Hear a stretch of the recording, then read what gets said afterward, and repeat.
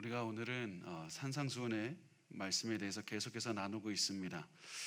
오늘 그 산상수훈의 말씀에 잠깐만 말씀을 드리면 마태복음 5장에서 7장까지 전체 말씀이 산상수훈의 말씀이고, 이 말씀을 하나로 묶으면 다른 따로따로 떨어진 말씀들이 아니라 이 말씀들이 다 하나의 주제를 향해서 흘러가는데, 그게 하나님의 나라라는 것입니다.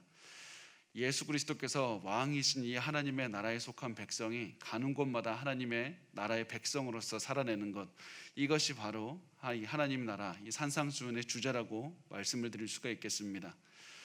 오늘 그래서 계속해서 이 산상수훈의 말씀을 통해서 우리가 돌아볼 수 있는 것은, 하나님의 나라의 백성, 그러면 이 땅에서 어떻게 살아내는가? 하나님, 이 천국이 하나님의 나라인데, 이 천국이 오기 전까지, 예수 그리스도의 재림이 오기 전까지 우리는 이 땅에서 하나님의 나라의 백성으로서 어떻게 살아야 될 것인가, 이것이 중요하다는 사실입니다. 그리고 그 주제를 가지고 오늘 말씀 마태복음 5장 17절에서 48절의 이 말씀을 나누겠습니다. 보통 많은 분들이 이렇게 짧게 잘라서 이렇게 나누시는데, 오늘 저는 이 말씀이 전체적으로 어떠한 그런 의미를 갖고 우리의 삶에 어떻게 적용하게 되는지, 그것을 한번 나눠보도록 하겠습니다. 자, 우선 왜 그러냐면, 제가 그렇게 드리는 이유는 이 모든 것들이 다 하나님의 나라로 연결된 말씀이기 때문입니다. 하나님의 나라의 백성은 어떻게 살아가는가, 이것이 더 중요합니다. 여러분이 가시는 곳마다 하나님 도와주십시오, 언제 나를 도와주실 겁니까? 이런 마음으로 살아가는 것이 아니라, 내가 이미 가는 곳마다, 내가 가는 가정마다 하나님께서 이미 나와 함께 하시고 하나님의 통치가 임했느니라, 그런 마음으로 우리가 살아내는 것, 그 마음을 가지고 어떻게 살아낼까? 그러면 내가 가는 곳마다 예수 그리스도께서 왕이라는 사실을 어떻게 증명할 것인가, 이것을 고민하면서 한번 말씀을 나눠보도록 하겠습니다. 오늘은 자막이 없는데요, 우리가 말씀을 한번 같이 찾아보면서 이제 나눌 텐데, 우리가 말씀을 찾기 전에 제가 한번 이것을 말씀을 드리고 싶습니다. 이 17절부터 48절까지 말씀을 전체적으로 보시면 한 가지 말이 반복이 된다는 것을 알 수가 있습니다. 17절에서 48절까지 많은 분이 간과하시는 부분이 있는데, 말씀이 계속해서 반복이 됩니다. 보면 그 말씀이 뭐냐면, 내가 너희에게 이르노니, 내가 너희에게 이르노니, 이게 반복이 됩니다. 마태복음 5장 18절 말씀은 이렇게 말씀합니다. 진실로 너희에게 이르노니. 마태복음 5장 20절 말씀도 말씀합니다. 내가 너희에게 이르노니. 22절도 말씀합니다. 나는 너희에게 이르노니. 26절도 말씀합니다. 진실로 너희에게 이르노니. 28절 나는 너희에게 이르노니. 32절 나는 너희에게 이르노니. 34절 39절 44절 나는 너희에게 이르노니가 계속해서 반복되고 있습니다. 총 9번 이렇게 말씀을 하십니다.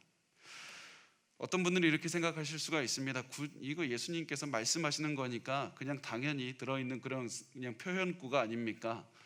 그런데 성경에 단 하나도 그냥 들어간 말이 없습니다. 특히 마태가 이 글을 썼을 때는 굉장히 이 생각을 해서 굉장히 많은 전략을 짜서 많은 계획과 최선을 다해서 썼는데, 그것이 그냥 단 하나의 말이 그냥 들어간 것이 아니라, 만약 무엇인가 반복이 되었다면 그것을 강조하고 싶어서 그렇게 쓴 것입니다.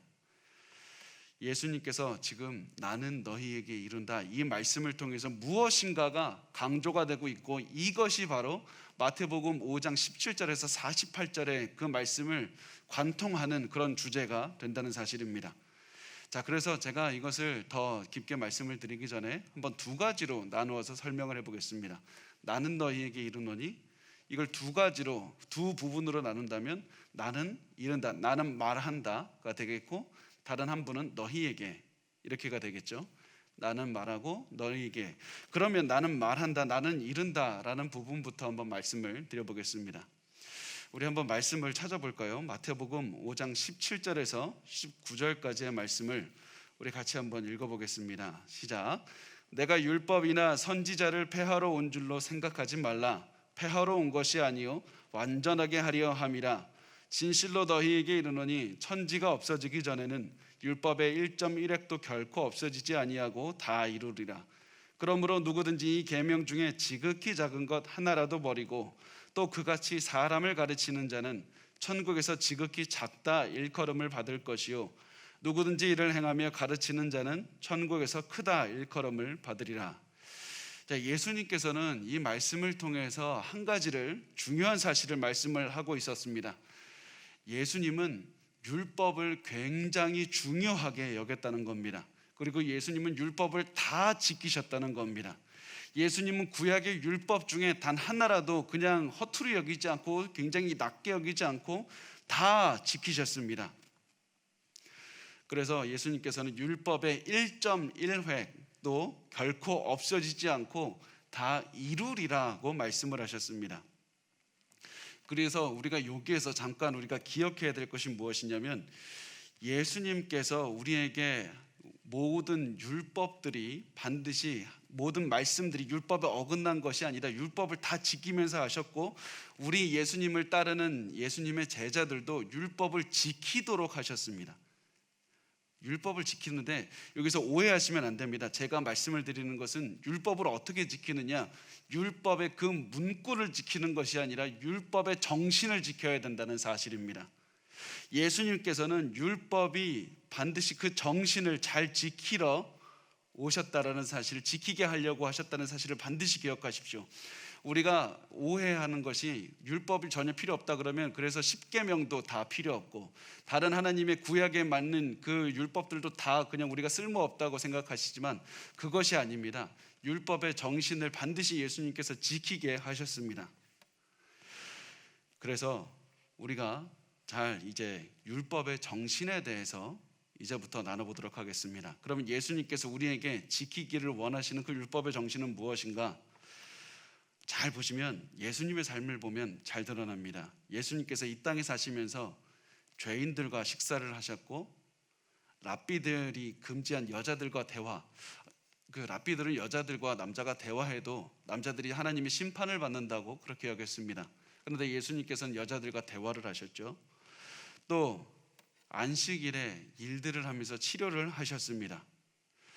그래서 예수님은 사람들로부터 율법을 어겼다라는 그런 비난을 들었습니다. 그런데 예수님은 율법을 어긴 게 절대 아니었습니다. 예수님은 오히려 율법의 가장 높은 뜻을 이루셨고 예수님 율법의 정신을 지키셨고 율법을 그러고 나서 너희도 모든 구약의 율법의 정신을 지키기를 원한다고 말씀하신 것이었습니다. 그래서 이 예수님께서는 너희가 이 율법을 지키는데 중요한 한 가지를 덧붙여서 말씀하십니다. 내가 율법이나 선지자를 폐하러 온 줄로 생각하지 말라. 폐하러 온 것이 아니요 완전하게 하려 함이라. 완전하게 하려 함이라고 말씀을 하십니다.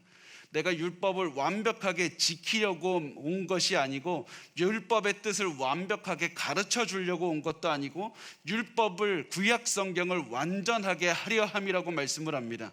이 말씀은 예수님께서 율법을 완벽하게 이루려고 한다. 예수님께서 완벽하게 성취하려고 한다. 예수님을 통해서 구약 성경이 다 이루어지게 만들려고 한다. 구약에 말씀하신 모든 언약 약속들이 예수님을 통해서 이루어질 것이고 구약에 있는 모든 율법이 예수님을 통해서 이루어질 것이다. 그래서 결국 하시는 말씀이 무엇이냐면 구약은 나에 관한 말이다. 구약이 이 모든 율법이 다 나에 관한 것이고 나를 위한 것이고 나를 통해서 나온 것이다. 그래서 구약에 있는 모든 약속은 나를 통해서 이루어진다. 이 말씀을 결국 하시는 겁니다. 그래서 이것을 잘 아는 바울이 이렇게 말합니다. 고린도서 1장 20절에 하나님의 약속은 얼마든지 그리스도 안에서 예가 되나니 그런즉 그로 말미암아 우리가 아멘하여 하나님께 영광을 돌리게 되느니라. 예수 그리스도 안에서 모든 구약이 예가 됩니다. 모든 구약에 있는 율법과 모든 말씀이 예수 그리스도 안에서 성취가 됩니다. 그래서 예수님만이 구약 성경을 옳게 전달하는 분이고 예수님만이 구약 성경에서 하신 언약을 다 이루시는 분이라는 그런 사실을 말씀을 하고 있습니다. 그래서 결국 우리가 한마디로 요약을 한다면 예수님이 구약의 주인이라는 사실을 말씀을 하고 있는 겁니다. 산상수훈의 이 말씀을 하면서 처음부터 제가 매일 계속해서 말씀을 드렸죠.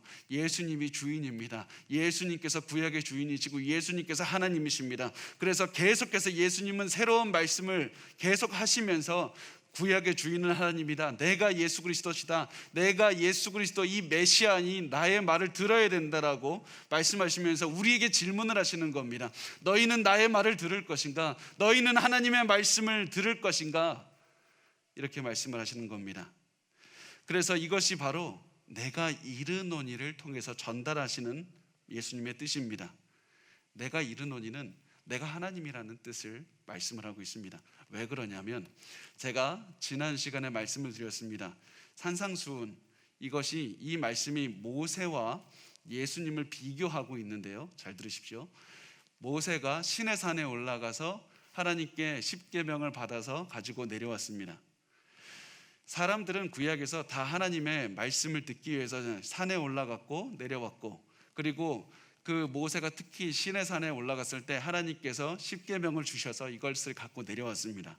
그런데 이제는 예수님께서 친히 하늘에서 이 땅으로 산으로 내려오셔서 하나님께서 친히 십계명의 뜻을 설명해 주시고 가르쳐 주시는 분으로 나타나고 있는 겁니다. 그래서 예수님께서는 예전에는 내가 십계명을 줘서 모세 입을 통해서 가르쳐 주었지만 이제는 내가 이르노니 이 말씀을 통해서 내가 원하는 뜻이 이거다. 하나님께서 원하시는 뜻이 이것이다. 하나님께서 원하시는 너희가 살아가는 이 모든 모습이 이것이다. 그렇게 말씀하시면서 결국에서는 내가 이르노니 이 말씀을 통해서 내가 하나님이고 내가 너희 모세에게 율법을 줬고 내가 이제는 그 율법의 뜻이 무엇인지 알려주겠으니 너희는 나의 말을 성취하라. 반드시 그 말을 들어야 된다. 이렇게 말씀을 하시는 것이었습니다. 그래서 오늘도 또 다시 예수님께서는 예수님의 권위에 대해서 말씀을 하십니다. 예수님께서는 계속해서 너희가 내 말을 들어야 된다. 이 말씀을 하십니다. 그런데 우리가 이 말씀을 보면 이 시대가 얼마나 악한지 이 예수님의 말씀과 정반대의 삶을 이끌고 있지 않습니까? 특히 젊은 청년들에게 이 주는 메시지를 들으면 이 시대가 계속해서 이렇게 얘기를 합니다. 너희의 마음을 듣고 너가 원하는 것을 하고 네가 세상의 중심이고 너가 원하는 것이 정답이다라고 말을 합니다. 그런데 예레미야의 말씀을 보면 우리의 마음은 거짓으로 가득 차 있습니다. 그래서 우리의 마음을 듣고 또 들으면 우리는 악한 우리의 그 본성 때문에 계속해서 죄의 모습으로 갈 수밖에 없게 되는 겁니다.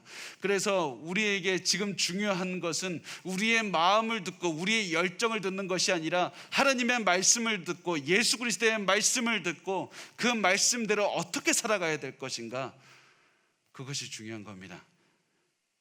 예수님께서 하나님이 되시니 우리가 하나님의 말씀을 듣고 하나님의 말씀에 따라서 살아갈 때 그때만이 하나님께서 우리를 향한 뜻을 이룰 수가 있고 우리가 하나님이 원하시는 의로운 삶을 살아갈 수가 있고 거룩한 삶을 살아갈 수가 있고 옳게 살아갈 수가 있는 겁니다. 그래서 오늘 이 말씀을 절대로 그냥 간과하지 마시고 하나님, 내가 이 말씀에 순종하기를 원합니다.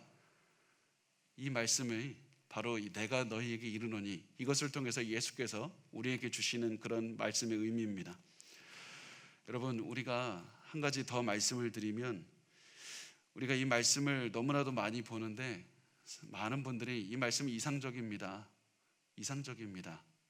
누가 어떻게 모든 사람들을 사랑할 수가 있고 누가 어떻게 사람들에게 오리를 가고자 할 때 십리를 갈 수가 있겠으며 어떤 사람에게 그 노하지 말라 이것을 할 때 다 노하지 않는 삶을 어떻게 살아갈 수가 있습니까? 불가능하지 않습니까?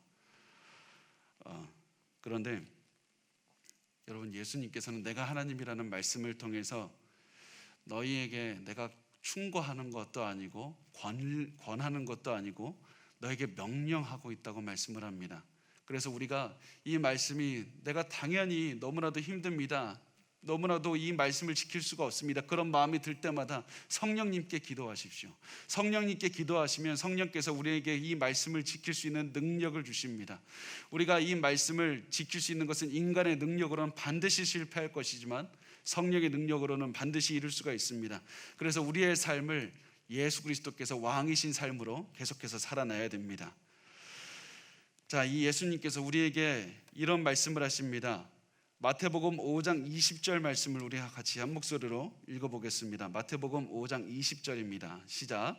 내가 너희에게 이르노니 너희 의가 서기관과 바리새인보다 더 낫지 못하면 결코 천국에 들어가지 못하리라. 아멘. 이 말씀을 다르게 말하면 너희가 서기관이나 바리새인의 삶을 살지 말고 예수님처럼 살아야 된다. 자, 이 두 가지가 있는 겁니다. 서기관과 바리새인처럼 살지 말고 예수님처럼 살아야 된다. 서기관과 바리새인들은 열심히 율법을 지킨 사람들입니다. 자, 여기서 아이러니가 일어나죠. 서기관과 바리새인들처럼 이렇게 살아가면 안 되고 예수님처럼 살아가라. 예수님처럼 살아가라는 말씀이 어디에 가장 잘 드러나냐면 이 말씀의 결론인 48절에 가장 잘 드러납니다. 마태복음 5장 48절 말씀 같이 읽어보겠습니다. 마태복음 5장 48절 시작. 그러므로 하늘에 계신 너희 아버지의 온전하심과 같이 너희도 온전하라. 이게 하나님의 모습이고 예수님의 모습이라는 겁니다. 하나님의 온전하심과 같이 너희도 온전하라. 영어로 어떻게 번역을 하냐면 하나님께서 퍼펙트 완벽하신 것 같이 너희도 퍼펙트해라, 완벽하라고 말씀을 하십니다. 그러면 예수님께서 어떻게 우리가 완벽하라고 말씀을 하시는가? 어떻게 산상수훈의 말씀을 지켜야만 완벽하게 될 수 있다는 것인가? 산상수훈 이 말씀을 그대로 지키면 내가 완벽하게 될 수 있다는 말씀이 아니라 이 말씀의 의미가 무엇이냐면 44절에 보면 이 말씀을 잘 이해할 수가 있습니다. 44절에 보면 이렇게 말씀합니다. 나는 너희에게 이르노니 너희 원수를 사랑하며 너희를 박해하는 자를 위하여 기도하라. 이게 하나님의 완벽한 사랑의 모습입니다. 나는 너희에게 이르노니 너희 원수를 사랑하며 너희를 박해하는 자를 위하여 기도하라. 너희는 너희에게 잘해주는 그 사람들한테만 잘해줄 것이 아니라 너희를 미워하는 원수들에게도 똑같이 잘해줘야 된다. 너희를 좋아하고 너희가 좋아하는 사람들에게만 잘해줄 것이 아니라 너희를 힘들게 하고 너희를 미워하는 원수들에게도 똑같이 잘해주어라. 왜냐하면 이것이 너희 하나님 아버지가 완벽하게 사랑하신 모습이기 때문이라는 겁니다. 그게 45절에 나옵니다. 우리 45절 같이 읽어볼까요? 45절입니다. 시작. 이같이 한즉 하늘에 계신 너희 아버지의 아들이 되리니 이는 하나님이 그 해를 악인과 선인에게 비추시며 비를 의로운 자와 불의한 자에게 내려주심이라. 하나님 아버지께서는 악인이나 선인이나 동일하게 햇빛을 비춰주시고 비를 내려주신다는 사실입니다. 그래서 동일하게 사랑을 내려주시는 그 하나님의 모습처럼 이렇게 하나님께서 사랑하시니 이것이 바로 완벽한 사랑의 모습이고, 너희도 하나님처럼 살아가기 위해서는 너희를 미워하는 자와 너희를 사랑하는 자 동일하게 사랑을 베풀어 줘야 된다. 이것이 바로 하나님의 모습대로 살아가는 그런 삶의 모습입니다. 그리고 그 사랑이 가장 잘 드러나는 부분이 로마서 5장 10절인데요. 이 바울이 이렇게 얘기를 합니다. 곧 우리가 원수 되었을 때 그의 아들의 죽으심으로 말미암아 하나님과 화목하게 되었은즉 화목하게 된 자로서는 더욱 그의 살아나심으로 말미암아 구원을 받을 것이니라. 너희가 처음에는 하나님의 원수된 자였다.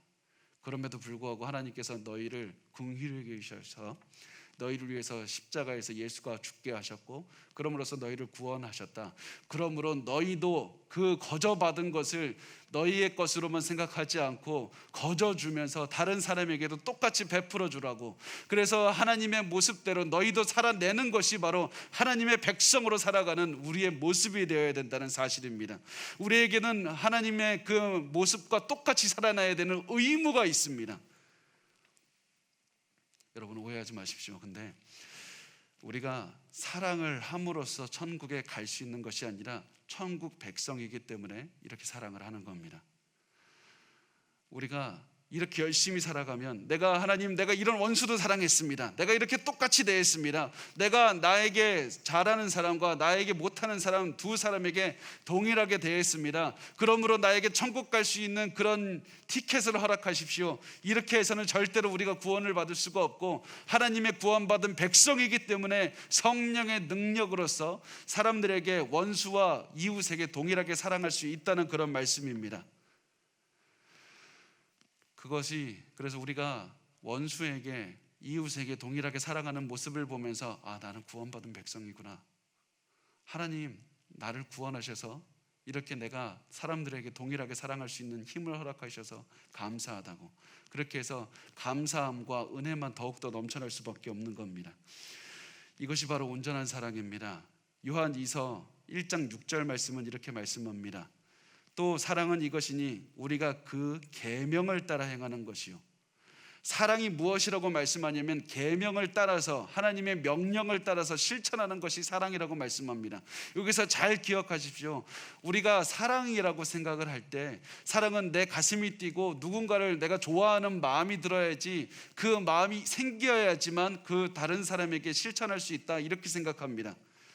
그런데 만약에 우리가 우리를 괴롭히는 사람이 있고 우리에게 힘들게 하는 그 사람이 있다면, 그 사람이 좋아하는 감정이 들 때까지 기다린다면 우리는 절대 아무것도 하지 못할 겁니다. 그게 인간의 한계입니다. 하나님도 너희에게 좋은 감정이 들 때까지, 저 사람을 갑자기 생각했을 때 뭐 볼이 발그레해지고 가슴이 뛰는 그 날을 기다려라, 이렇게 말씀하신 적이 없습니다. 우리가 그 날을 기다리기 때문에 아무것도 하지 못하는 겁니다. 하나님께서 우리에게 사랑하라고 명령하신 그 명령의 방법이 무엇이냐면, 사랑은 이것이니 하나님의 명령을 따라서 실천하는 것이다. 그래서 때로는 우리가 이웃을 보고 우리를 사랑하는 사람과 원수를 같이 볼 때, 원수에게 도저히 내가 마음이 용납이 안 되고 힘든 마음이 있을지라도 우리가 하나님의 명령을 따라서 동일하게 같이 나눠주고 동일하게 이렇게 대해주는 그런 모습을 보이는 겁니다. 그렇게 할 때 내가 구원받았구나, 그것을 알 수 있다는 겁니다. 자, 우리가 이 말씀을 한번 잘 생각을 해보십시오. 예수님께서는 구약에 율법이 총 613개가 되어 있는데요, 613개 중에 다른 여러 가지 말씀을 넣으실 수가 있었습니다. 그런데 굳이 예수님께서는 이 산상수훈에서 이 사랑하라는 이 말씀으로, 사랑의 계명으로 결론을 내리셨습니다. 왜 그런지 아십니까? 율법의 정신이 바로 하나님의 완벽한 사랑에 있기 때문입니다. 하나님의 완벽한 사랑에 있기 때문입니다. 이 율법에 대한 정신을 그래서 다 지키면서 살아가기 위해서는 우리가 무엇을 해야 되는가? 하나님을 사랑하고 이웃을 사랑하고 그 마음으로 원수를 사랑하는 것. 그래서 어떠한 학자는 이렇게 설명합니다. 마치 우리의 삶이 삼각형과 같습니다. 하나님을 사랑하는 이 한 점이 있으면 이웃을, 나에게 사랑하는 그 이웃을 사랑하는 한 점이 있고, 그러나 이것은 부족합니다. 넘어집니다. 그래서 이 한 점을 뭘로 이어야 되는가?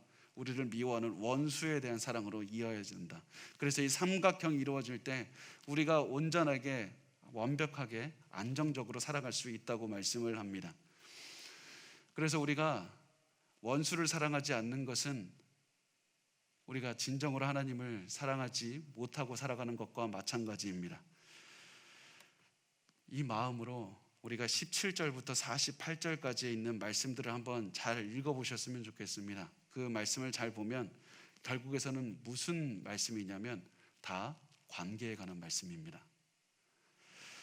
다른 사람과 어떻게 살아갈 것인가, 나의 원수를 어떻게 대할 것인가, 나의 이웃을 어떻게 사랑할 것인가, 이것이 계속해서 예수님께서 산상수훈 말씀을 통해서 하시는 겁니다. 예를 들면 이렇습니다. 21절 말씀에 보면 살인하지 말라고 하셨는데, 만약에 우리가 다른 사람을 사랑한다면 절대로 살인할 수 없습니다. 오히려 27절, 이 27절 말씀을 보면 간음하지 말라고 하지 않으셨습니까? 이 말씀을 보면 우리가 배우자를 사랑한다면 절대로 다른 그 결혼 밖에서 다른 사람과 성적인 관계를 맺을 수가 없는 겁니다. 내가 이웃을 사랑한다면 절대로 거짓 맹세할 수가 없고, 내가 이웃을 사랑한다면 다른 사람이 나에게 잘못한다고 해서 그대로 돌려줄 수가 없는 겁니다. 사랑이 중요하다고. 그래서 하나님의 백성, 하나님의 나라를 살아가는 하나님의 백성의 특징이 무엇인가? 이웃을 사랑하고 원수를 사랑하는 그 삶을 실천하는 것이 바로 중요하다는 것을 말씀을 하고 있습니다. 그래서 단순히 이 말씀을 볼 때 이것이 죄고 이렇게 하면 죄가 아니고 이렇게 해야지 하나님의 뜻이고 이렇게 하면 하나님의 뜻이 아니다, 이것을 가르기 위해서 예수님께서 설명하신 것이 아니라 예수님의 17절부터 48절까지의 말씀을 관통하는 하나의 말씀은 원수를 사랑하고 이웃을 사랑하라, 이것이라는 사실입니다. 그래서 이 사랑을 잘 이해한 예수님의 제자 베드로가 이렇게 말씀합니다. 베드로전서 4장 8절 말씀에 이렇게 말합니다. 무엇보다도 뜨겁게 서로 사랑할지니 사랑은 허다한 죄를 덮느니라. 사랑이 허다한 죄를 덮는다는 말씀은 사랑하면 다른 사람의 죄가 가려진다. 사랑하면 다른 사람의 죄를 간과할 수 있다. 너희는 세상 사람들과는 달라서 세상 사람들은 죄를 누군가에 지으면 그 죄를 사용해서 그들을 오히려 억압하고 공격하고 처벌하는 수단으로 사용하지만 너희는 세상과는 달라야 된다. 세상 사람들이 그렇게 살아간다 하더라도 너희는 오히려 그것을 사랑으로 베풀라. 예수 그리스도의 모습으로서 원수를 원수로 갚지 말고 원수를 사랑으로 갚으라. 너희 이웃과 너희 원수는 동일하게 사랑해야 된다. 이것이 바로 하나님의 백성이 이 땅을 살아가는 방법이라고 말씀을 합니다. 그래서 마태복음 7장 12절에 예수님께서 말씀하십니다. 그러므로 무엇에든지 남에게 대접을 받고자 하는 대로 너희도 남을 대접하라. 이것이 율법이요 선지자이니라. 율법이요 선지자는 구약 성경이 결국에서는 사랑에 관한 것이라는 그런 말씀을 하는 겁니다. 이 하나님의 사랑이 바로 너희 안에 있어야지만 너희가 진정한 예수님의 제자다. 그런데요, 많은 분들이 이 말씀을 실천하지 못해도 괜찮다고 생각을 하십니다. 어떻게 원수와 이웃을 동일하게 사랑할 수가 있겠습니까? 목사님 그거 가능하다고 말씀하시는 겁니까? 나를 욕하는 자하고 내 가족을 동일하게 살아가는 게 가능합니까? 내가 원수를 보아도 똑같이 동일하게 해야 됩니까? 여러분, 우리가 잘 기억하시기 바랍니다. 다시 한번 말씀을 드리지만 하나님께서 우리에게 이웃과 원수를 동일하게 사랑해야 된다는 그 명령은 동일하게 대해주면 됩니다. 동일하게 우리의 삶을 통해서 실천을 하면서 동일하게 대해주면 됩니다. 다시 말하면 원수가 받아야 될 것, 내가 싫어하는 사람이 당연히 하나님의 말씀을 따라서 볼 때 그 사람이 받아야 될 것이 있다고 하면 내가 저 사람 나를 싫어하니까 저 사람 나하고 관계가 안 좋으니까 주지 말아야 되겠다, 이것이 아니라 동일하게 주라는 겁니다.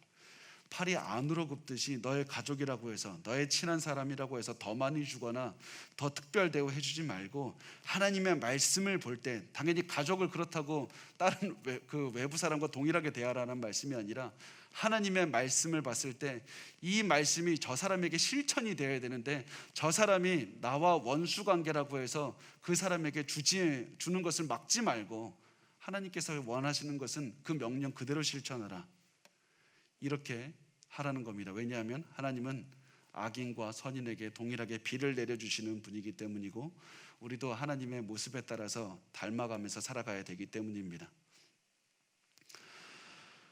여러분, 사실은 제가 어떤 분들하고도 이런 얘기를 나누면서 이렇게 권면한 적이 있었습니다. 예수님의 말씀에 우리의 원수와 우리의 그 친구들에게 동일하게 이렇게 대해 주어야 됩니다. 그런데 어떤 분들은 이렇게 대답을 하더군요. 싫습니다. 내가 도저히 그렇게 못하겠습니다. 저 사람이 나한테 어떻게 했는데, 저 사람이 나한테 어떻게 하는지를 목사님 모르면서 어떻게 그렇게 쉽게 말할 수가 있습니까?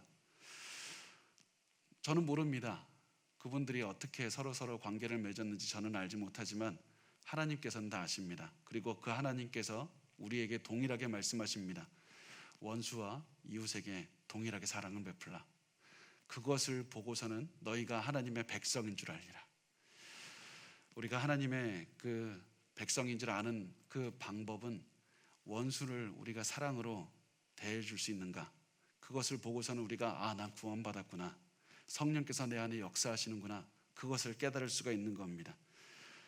만약에 그런 삶이 우리의 삶에서 드러나지 않는다면 우리 다시 한번 질문했으면 좋겠습니다. 정말 심각하게 질문했으면 좋겠습니다.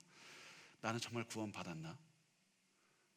여러분, 산상수훈의 말씀은 그 말씀을 지키지 못하는 그 나의 삶을 보면서 나 이거는 못 지켰으니까 괜찮고 이거는 지켰으니까 괜찮고 이런 식으로 넘어가라는 것이 아니라 하나님께서 이것은 나에게 권면해 주신 건데 안 지켜도 어쩔 수 없고 이런 말씀이 아니라 이 말씀 하나하나를 보면서 예수님의 제자라면, 하나님 나라의 백성이라면 이것을 반드시 지켜야 되는데 왜 나는 지키지 못할까? 하나님, 내가 구원받은 백성이라면 이것을 지킬 수 있는 힘을 주십시오. 이 사람마저 사랑할 수 있는 그런 마음을 주시고, 내가 때로는 마음이 허락하지 않더라도 하나님의 명령에 따라서 이 그 삶을 실천할 수 있는 능력을 달라고 우리가 계속해서 기도해야 됩니다. 그리고 그 기도할 때 하나님께서 능력을 주셔서 드디어 원수에게 사랑하는 그런 것을 베풀 수 있을 때 그 모습을 보면서 하나님 감사합니다, 나를 구원해 주신 하나님의 백성 삼아 주셨다는 증거를 볼 수 있게 하셨습니다. 여러분, 그래서 이 말씀을 결코 그냥 간과하거나 가볍게 여기지 마시고, 너무나도 중요한 말씀이니까요, 우리의 삶에서 계속해서 돌아보면서 이 말씀을 생각했으면 좋겠습니다. 지금까지 우리가 하나님의 완벽한 사랑에 대해서 나눴습니다. 이제는 하나님의 완벽한 사랑을 따라서 살아야 되는데, 예수님은 동시에 하나님의 사랑에 따라서 살아야 되지만 우리가 닮아서는 안 되는 모습이 있다라고 말씀을 합니다. 그 닮아서는 안 되는 사람들의 모습이 바로 무엇이냐면 서기관들과 바리새인들의 모습입니다. 자, 마태복음 5장 20절 말씀을 우리 같이 읽어보도록 하겠습니다. 시작. 내가 너희에게 이르노니 너희 의가 서기관과 바리새인보다 더 낫지 못하면 결코 천국에 들어가지 못하리라. 자, 이 말씀을 듣고 사람들은 굉장히 놀랐을 겁니다. 왜냐하면 서기관들과 바리새인들은 그 당시 의로움의 본보기였습니다. 가장 의로운 사람들이었습니다. 그래서 이 사람들은 하나님의 말씀을 이 시대에 가장 너무나도 잘 지켜서 사람들은 저 사람들은 의로운 사람들, 바리새인들이라는 그 바리새인의 그 이름의 뜻이 무엇이냐면 구별된 사람이란 뜻입니다. 우리는 구별돼서 더 많이 하나님께 거룩한 사람들이고 하나님께 헌신된 사람들이고 우리가 하나님의 계명을 너무나도 잘 아는 사람들이라고 스스로 자부했습니다. 그래서 이 사람들은 자기 시간을 전부 다 들여서 하나님의 말씀을 연구하는 데 사용했고 하나님의 말씀을 가르치는 데 사용했습니다. 그래서 이들은 하나님의 말씀을 잘 알았을 뿐만 아니라 하나님의 말씀에 더 많이 순종했습니다. 예를 들면 어떤 식으로 살았냐면, 예를 들는 겁니다. 1년에 너 하루 금식해라. 만약에 이런 말씀이 있으면 내가 어떻게 이렇게 1년에 하루만 금식할 수 있나?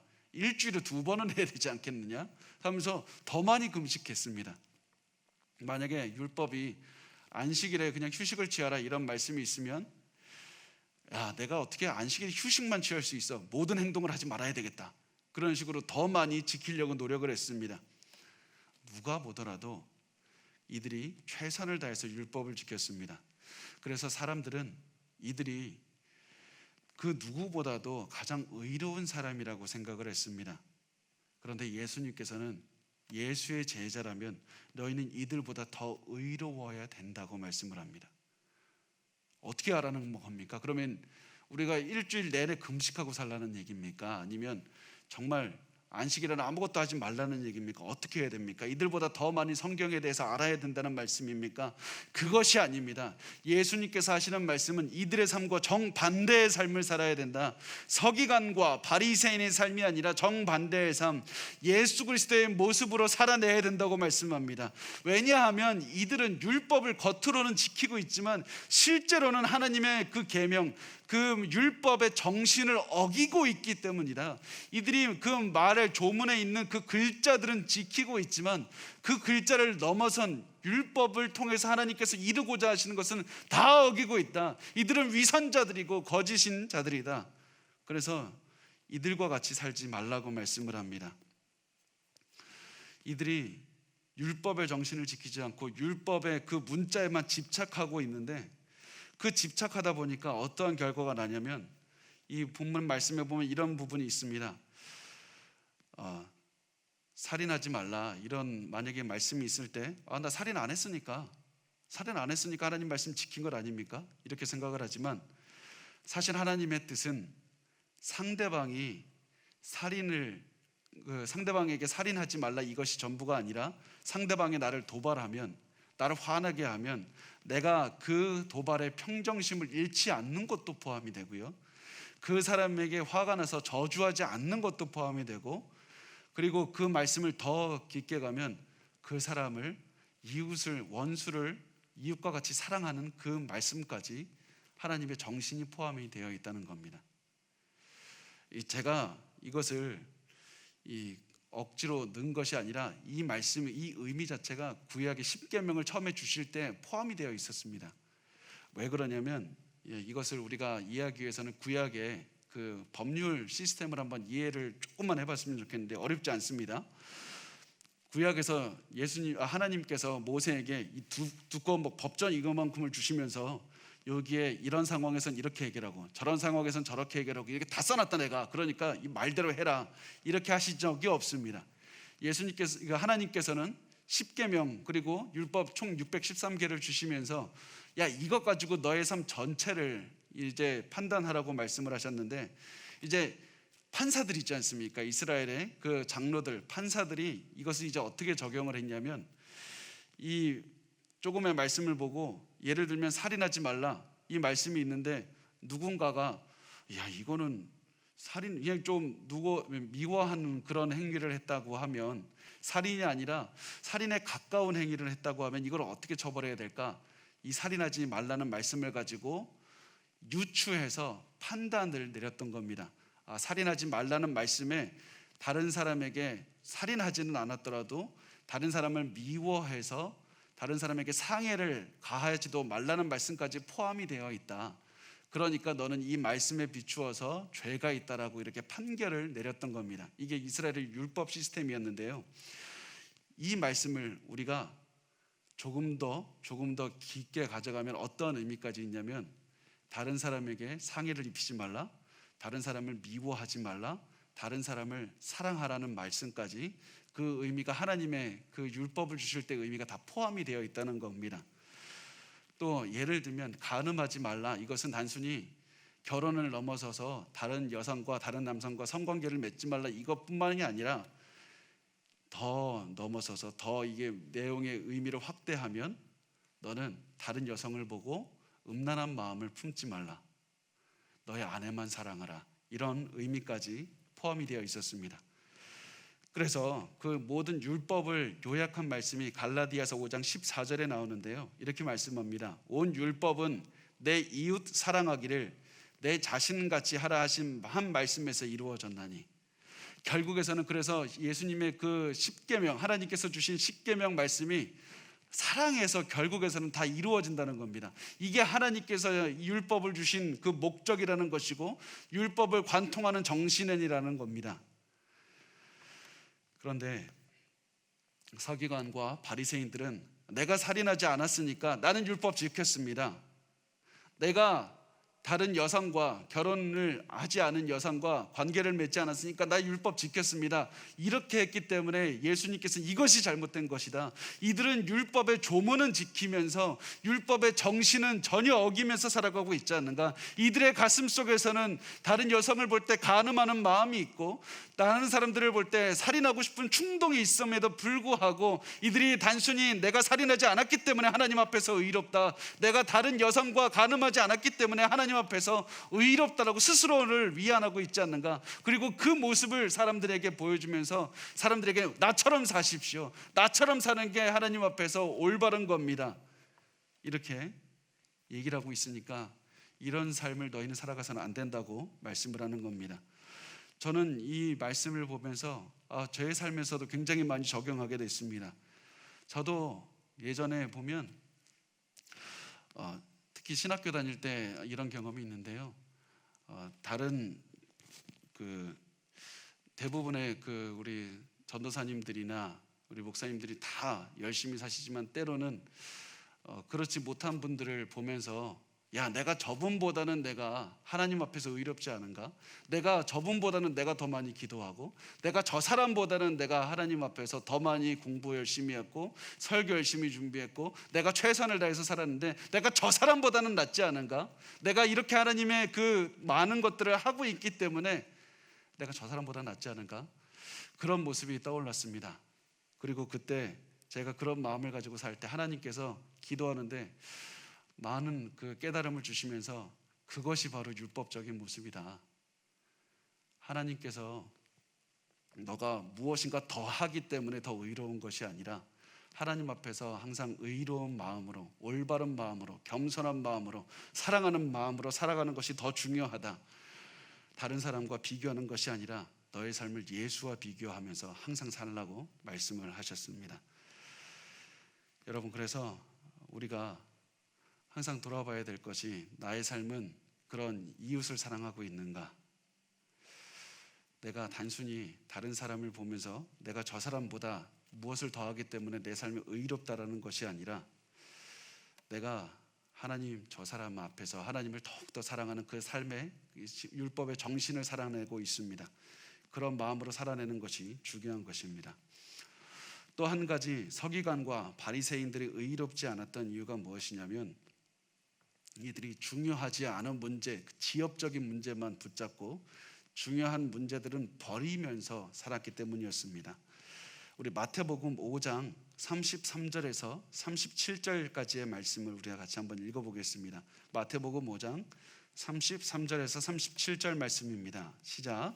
또 옛사람에게 말한 바 헛 맹세를 하지 말고 내 맹세한 것을 주께 지키라 하였다는 것을 너희가 들었으나 나는 너희에게 이르노니 도무지 맹세하지 말지니 하늘로도 하지 말라 이는 하나님의 보좌임이요 땅으로도 하지 말라 이는 하나님의 발등상임이요 예루살렘으로도 하지 말라 이는 큰 임금의 성임이요 내 머리로도 하지 말라 이는 내 한 터럭도 희고 검게 할 수 없음이라. 오직 너희 말은 옳다 옳다 아니라 아니라 하라. 이에서 지나는 것은 악으로부터 나느니라. 그래서 예수님께서 하시는 것은, 야, 너희가 정말 중요한 것은 붙잡지 못하고 지엽적인 것만 자꾸 붙잡고 살아가고 있지 않느냐. 너희가 맹세할 때 여기에다 대고 맹세하면 더 중요하고 저기다 대고 맹세하면 덜 중요하고 이런 식으로 생각하고 있지만, 그것이 아니라 가장 중요한 것은 너희가 말 한마디를 하더라도 하나님 앞에서 한다는 마음으로, 상대방을 사랑한다는 마음으로 진실을 말하는 것이 더 중요하다. 너희들은 왜 그것을 잊어버리고, 내가 더 중요한 그 말씀을 잊어버리고 여기다 대고 맹세하니까 어떤 것은 중요하고 저기다 대고 맹세하니까 이것은 틀렸고. 우리가 가장 중요한 것은 내 삶에서 진리 되신 예수님 앞에서 내 삶을 돌아보고, 예가 되면 예라고 말하고 거짓이면 아니라고 말하면 된다는 겁니다. 그런데 이 사람들은 다른 지엽적인 것에 다 에너지를 쏟다 보니까 정작 중요한 것은 외면하게 되었습니다. 그래서 예수님께서 예를 들면 이런 겁니다. 이 말씀 안에서 보면 어떤 사람에게 어떤 상황에서는 아내에게 이혼하는 것을 허락했다는 이 말씀을 보면서, 야, 이 상황 왔으니까 내가 이혼을 해도 되겠지, 이 상황 왔으니까 이 아내를 미워해도 되겠지, 이렇게 너희들은 생각하고 율법을 지켰다고 생각하지만, 너는 왜 이런 상황에서 하나님의 말씀의 정신인 그냥 아내를 사랑하는 것, 용서하는 것은 하지 못하는가? 이 아내에게 단순히 이것을 지엽적인 것이 아니라, 그냥 이 말씀을 겉으로 있는 것을 지키는 것, 그런 지엽적인 문제가 아니라 가장 중심되는 정신인 그것을 바라보지 못하고 살아간다면 너의 삶은 오히려 하나님 앞에서 의롭지 못한 삶을 살아갈 수밖에 없다. 그래서 항상 우리가 이 율법을 보면서 우리가 계속해서 예수님께서는 결단하라고 말씀하시는 겁니다. 너는 하나님을 사랑하는 마음으로 이웃과 원수를 동일하게 사랑해야 된다. 계속해서 사랑의 모습으로 부르시는 겁니다. 이렇게 우리가 산상수훈의 말씀을 나눴는데요. 저도 최선을 다해서 이렇게 살아가다 보니까 제 마음에 드는 것이 한 가지, 깨달아지는 것이 있었습니다. 그게 무엇이냐면, 나는 안 되나 보다. 열심히 살았는데 아무리 열심히 해도 계속해서 이 원수를 사랑하지 못하고 원수와 그 이웃을 동일하게 사랑하지 못하는 그런 모습을 제가 스스로 발견하게 됐습니다. 그래서 너무 가슴이 아파서, 하나님 어떻게 해야 됩니까? 하나님 어떻게 해야 됩니까? 그런 모습으로 그런 기도를 드리고 있을 때 하나님께서 저에게 이 말씀을 한 가지 깨닫게 하셨습니다. 누가복음 18장 13절에 이렇게 말씀합니다. 세리는 멀리 서서 감히 눈을 들어 하늘을 쳐다보지도 못하고 다만 가슴을 치며 이르되 하나님이여 불쌍히 여기소서 나는 죄인이로소이다 하였느니라.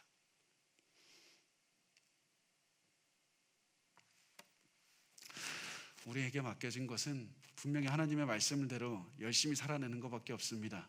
매일매일 살아내다 보면 분명히 실패할 때가 올 겁니다. 그렇게 실패할 때 예수님께서 우리에게 원하시는 것은 주여 자비를 베푸소서 나는 죄인입니다. 이렇게 하면 예수님께서 우리를 불쌍하게 여기셔서 또한 우리를 성령의 은혜로 채워주시고 더 예수님 닮은 모습으로 변화시켜 주실 겁니다. 그래서 항상 우리의 삶에서 가장 지켜야 되는 중요한 원칙은 하나님을 사랑하고 이웃을 사랑하고 또 원수를 사랑하고, 그것이 안 될 때 다시 한번 예수님 앞에서 죄인의 모습으로 가서 하나님 용서해 달라고 기도하면 예수님의 그 자비를 내려주셔서 더 깊은 사랑으로 인도해 주시는 이런 사랑의 선순환 구조가 이루어지는 것입니다. 우리 그래서 더 사랑하면서 오늘 살아가기로 결단했으면 좋겠습니다. 더 사랑하기로 결단하십시오. 예수님을 더 사랑하고 이웃과 원수를 더 사랑하게 해달라는 그런 결단의 마음을 가지고 오늘 여러분의 마음을 전체를 예수님께 드렸으면 좋겠습니다.